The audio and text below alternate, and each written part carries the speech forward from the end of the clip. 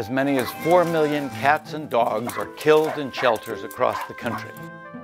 In Maricopa County, Arizona, almost 100,000 animals enter the shelter system each year. Only half of them make it out alive. Why? The short answer is ignorance. The shelter system is overwhelmed in part because most people don't know there is a problem, so they don't spay or neuter their pets. But there is some good news. In Maricopa County, there is a no-kill shelter called Halo Animal Rescue. Led by Heather Allen, a dynamic young mom, Halo is saving the lives of thousands of pets by rescuing them from the shelter system and finding them homes throughout the Phoenix area.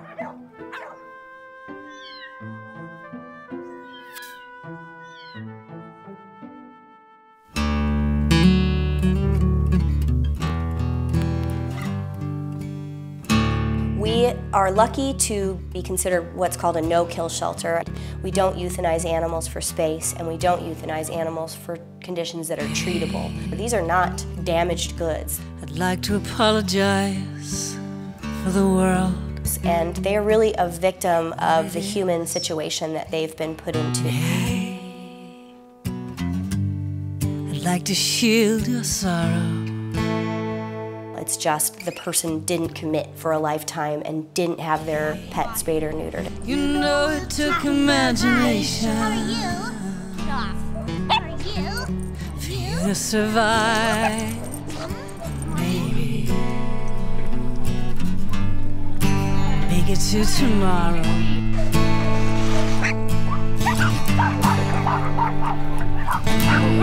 And when all your dreams come crashing down, I was only gone 2 days. at the door of the lost and found, who loves you now?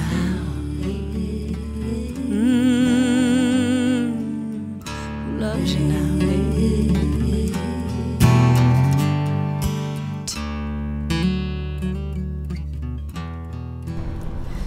In this county, there are 2 open admission organizations, meaning organizations that take in every animal that comes to their door, and that's Maricopa County Animal Care and Control and the Arizona Humane Society.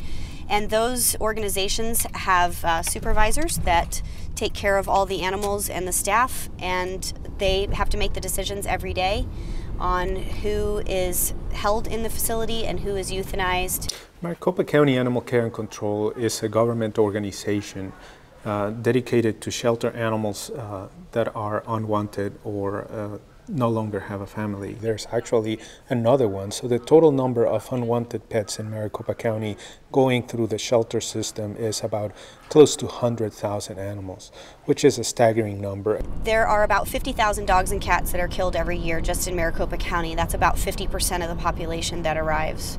And the reason is lack of education, lack of information, and perhaps in part to irresponsible pet ownership. You know, they see a little hungry kitty and so they feed it, but unfortunately they're feeding that cat and giving that cat the ability to reproduce. We see that a lot where people, they mean well, they really do. They take in a pregnant kitty and it has their babies, but then they don't know where to go from there, and then they end up, those cats aren't spayed or neutered, and then they go out and they have more. So it's really important if you put the bowl of food out to follow all the way through and provide spay and neuter for that cat. Spaying and neutering is what could be used as a tool to reduce pet homelessness. I see no let up in the amount of animals that need to be placed. I think one weekend, not a month or 2 ago, there were over 300 abandoned animals on one weekend, which is an enormous amount of animals. Public education is essential, as well as public funding of animal shelters that will do the neutering and the spaying, because you have to somehow turn off this spigot of puppies and kittens. If we were to sterilize most of the animals in our communities, no unwanted litters would be born. Thus, no unwanted pets would be in our communities. If you don't do that, I don't think there'll ever be enough people to adopt all the animals that will be produced with unregulated mating. I think we all have the same common goal, is to help as many animals as we can. With county taking in so many animals, they're limited on what they can do as far as space. Everybody knows what you see. Animal control does have to euthanize animals here just because there's so many coming in their doors. It's not their fault. So they have what is called New Hope Partners, which HALO is a New Hope partner, which there's a bunch of rescue groups that come in and help with the community problem of overpopulation and take out animals for adoption. HALO and many other partners, we have over 90 what we call New Hope groups. These are groups that take animals from our shelter that we are unable to adopt. And they take them, they sometimes treat them for the illnesses, they sometimes train them because they have behaviors that are not desirable, and then adopt them out back in the community. This is a pre-euthanasia list, so basically these animals, for whatever reason, they don't find to be adoptable, whether it's for fear or behavior or medical. So they print this out for rescue groups, so when we come in, we know who's at most risk for being put down. About 14,000 of them are highly treatable animals, animals that, that just need a little bit of antibiotics or a little bit of foster care to make them very adoptable pets. We come down here and check out fearful dogs and dogs that have a cold, which is called an upper respiratory infection. And specifically we want to target those 14,000 that are dying for being too shy, being too little, too young, having a cold, the really easy things that the average Joe would not say that's something an animal should die for. Timid animals or fearful animals are usually euthanized because people want normally bouncy, happy puppies that are social, that'll jump and lick them. The fearful dogs that are here are scared just because of the environment itself. Most of the dogs that we get, I feel, are more under-socialized than anything, where they're just backyard dogs that no one ever did anything with. They don't know basic commands, they're not house trained. They're not used to, meeting maybe strangers and different people coming and going. A lot of these guys, after we take them out of here, will come out of their shells in like 2 days, and they'll be that happy, bouncy puppy or adult dog that otherwise would be euthanized. They really are a true partnership for us and allow us to save more and more pets. The process of taking in animals for us generally begins with receiving an email from either the Arizona Humane Society or Maricopa County Animal Care and Control's facilities asking for help with an animal that's in their facility. What have you got for us today? So we have one litter, it's a mom with 4 babies. Okay. And then we have another litter of underweight kittens. Okay. And then we have about 7. All right, so the first litter is right here. Okay. And it's a group of about a little bit under 2-month-old kittens. Oh my goodness. And they're just not big enough yet to be spayed or neutered. Look at you, darling. Don't waste another moment alone in here. Okay. So the mom with kittens and the underage kittens will go home with me to my house. And the rest of these guys that we select will go back to the shelter. We take them back to HALO, and then they go through what's an intake process where we bathe them, microchip them, deworm them, give them Bordetella shots, trim their nails. If they need surgery, we will have that done for them. My outstretched hand in yours. We just know that when they walk through the doors here at HALO, they're safe. We're going to fix them, we're going to make sure that they're happy, we're going to make sure that they know that they're loved, and we're going to find them a better place than where they came from. Isn't he gorgeous? Look at that face. Isn't that the face of a star? He's so handsome. They come in and they're scared, or some of them have been abused, or some of them have been malnourished, and the volunteers will focus in on those guys. I was only gone 2 days. Because those are the ones that we feel need our attention the most. And to see them blossom and to start eating and to start playing and to start interacting with the staff and the volunteers. Right now I kind of have a thing for these 2 guys right here. When we got them, they were really sick, really dehydrated, really bad blood pressure. They were vomiting a lot, so we were trying to set catheters, weren't really moving, really lethargic. So we did some blood work on them and, tried to give them fluids and get them to move and everything. And they're coming around, so it's really nice to see you actually watch them go from nearly dying to back to active little kitties, so they're doing really good right now. It's truly incredible that those animals have actually forgiven us and are opening themselves up to us again after everything that they've probably been through. I'd like to apologize. This is Northwest. She's really awesome. super sweet. She's been with us for about 4 months, which is why she has the special adoption price. And she came to us really matted, so we had to shave her, so she kind of looks like a lion.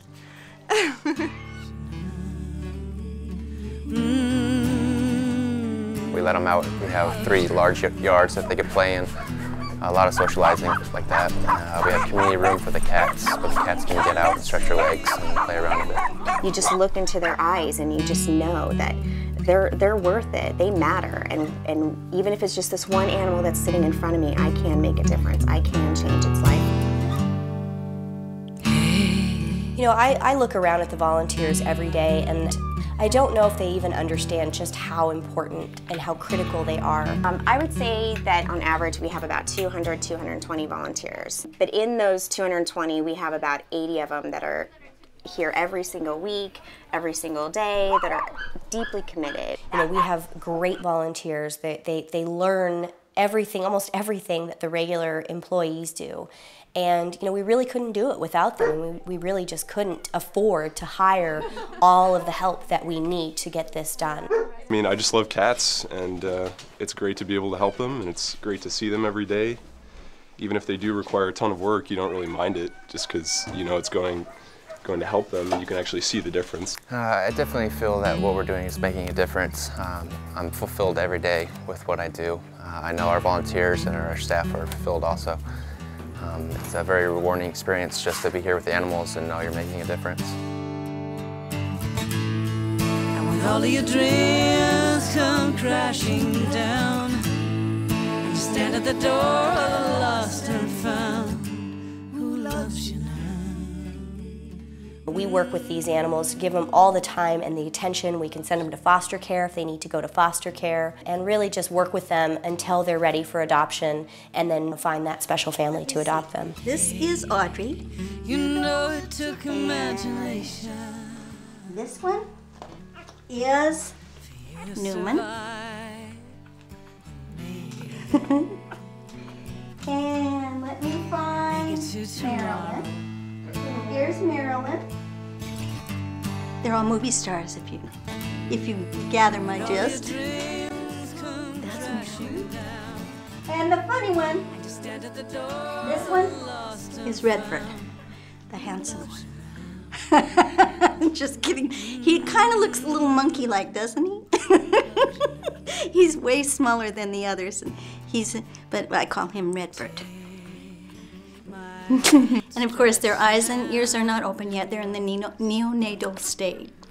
And in about, a week and a half, the eyes and ears will start to open. For us, if there is a dog or a cat that needs a home and we don't have room for it because sometimes we get overload, we can say, yeah, we'll totally foster that animal.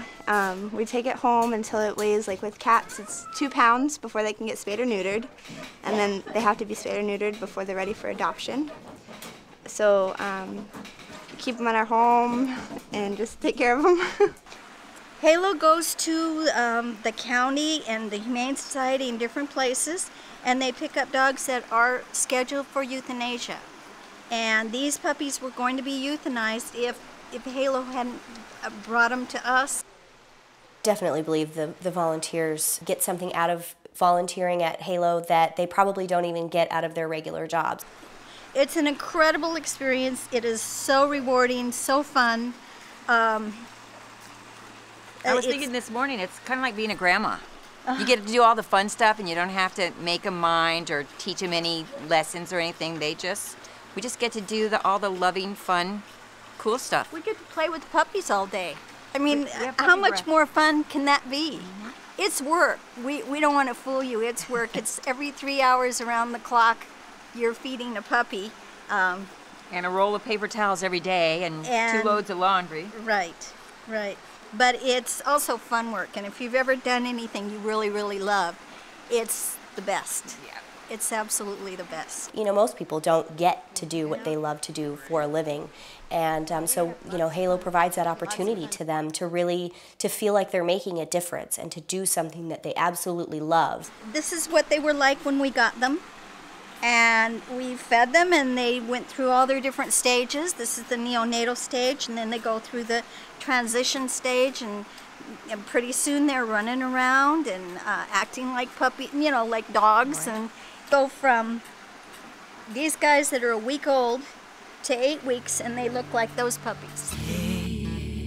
You know it took imagination. We have cats in 10 pet supply stores throughout Phoenix, and we have volunteers like Charlotte who come in and care for the cats. We call them kitty cuddlers. They come in, they keep their kennels looking beautiful, they give them toys, they give them scratching posts. They get to know these cats' personalities. It's nice for the kitties to get out and have a little out time. So I like to let them out, let them play a little bit, and give them some time to just be out of those cages for a while. I call them the frontline people, and that's kind of an on their own position, but they're there every single week taking care of those babies, and they work 2 to 3 hours each week on the same day. For cats, most of the time, they don't get adopted just by being on the websites. They really are kind of people walk by and catch a glimpse of them when they're in shopping and picking up some fish food or whatever they're getting at a PetSmart or a Petco. It just makes the difference in them getting adopted out right away and not. The volunteers are the backbone of everybody's success.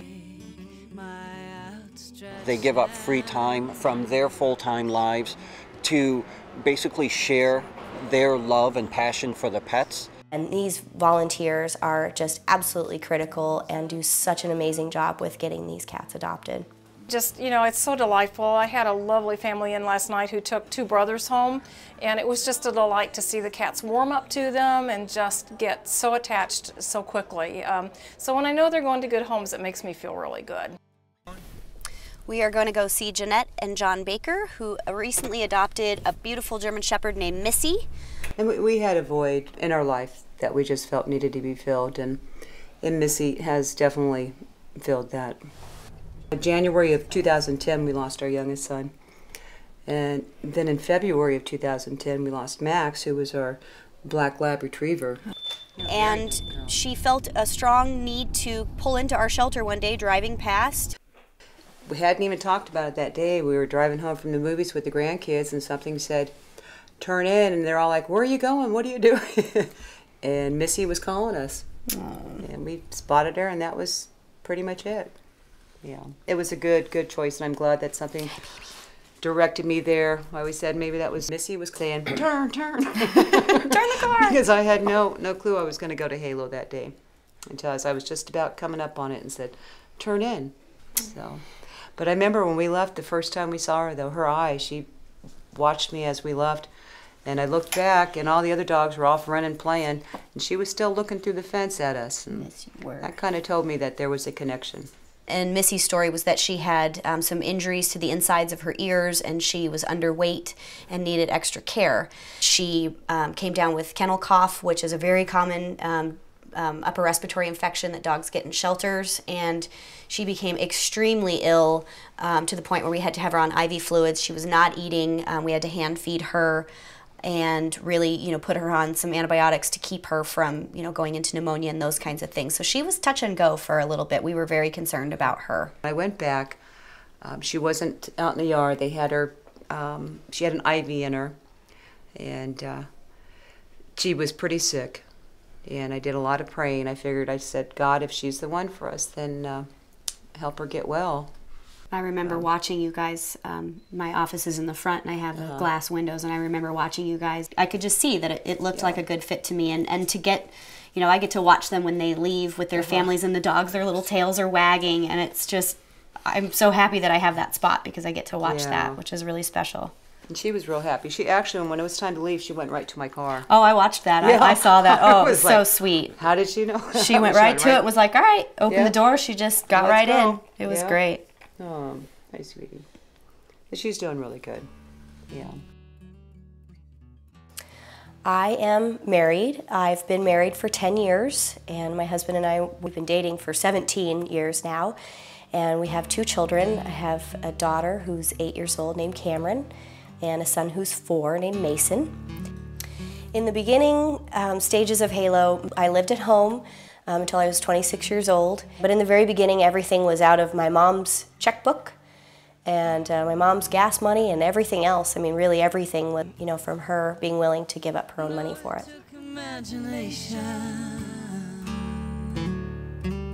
For you to survive.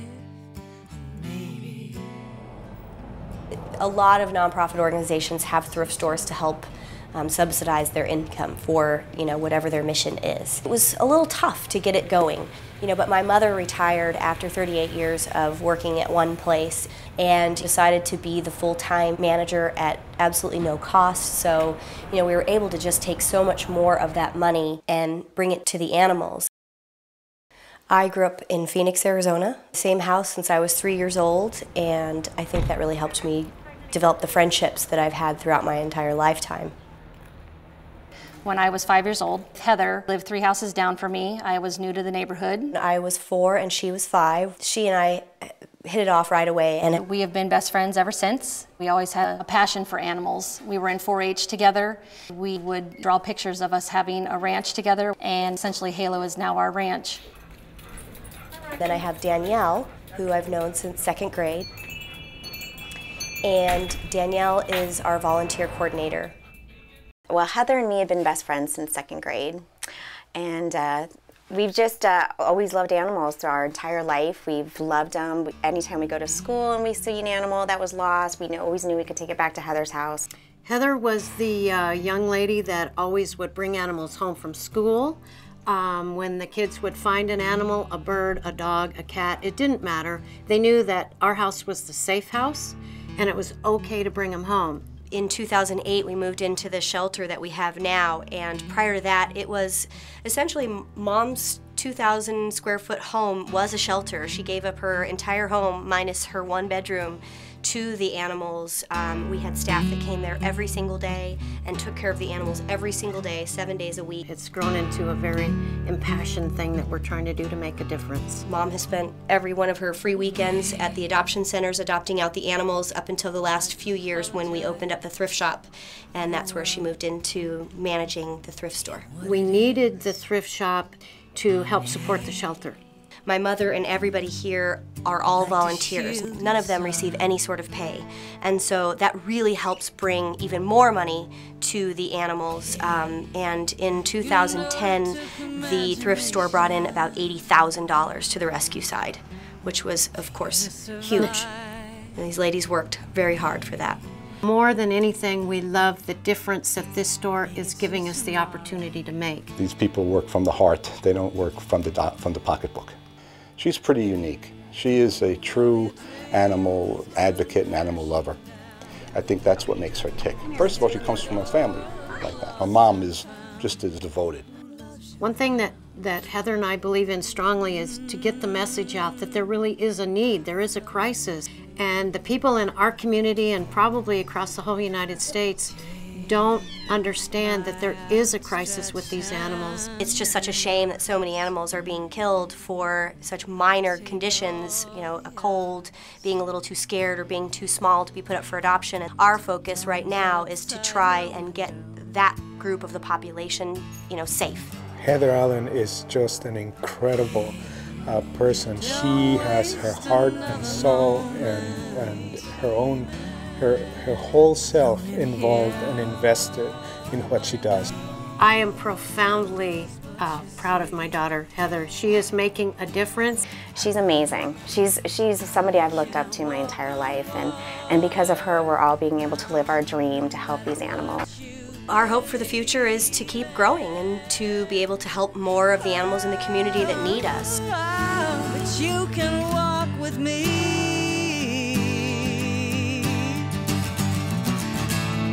And when all your dreams come crashing down, and you stand at the door of the lost and found, who loves you now? You lick my nose. Who loves you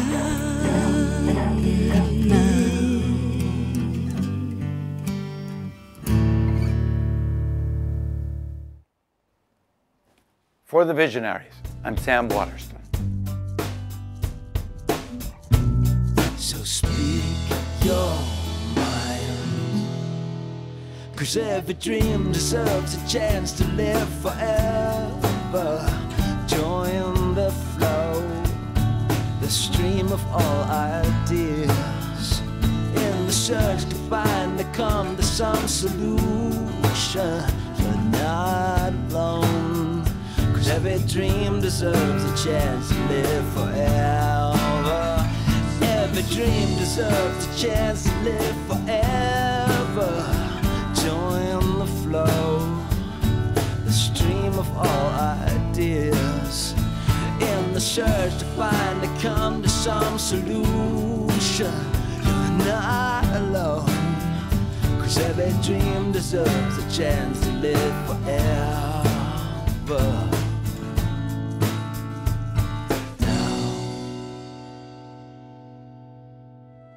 Underwriting for the Visionaries was provided by the China United States Exchange Foundation, PetSmart Charities, Healthcare Service Corporation, a mutual legal reserve company, FJC, a foundation of philanthropic funds, and the following.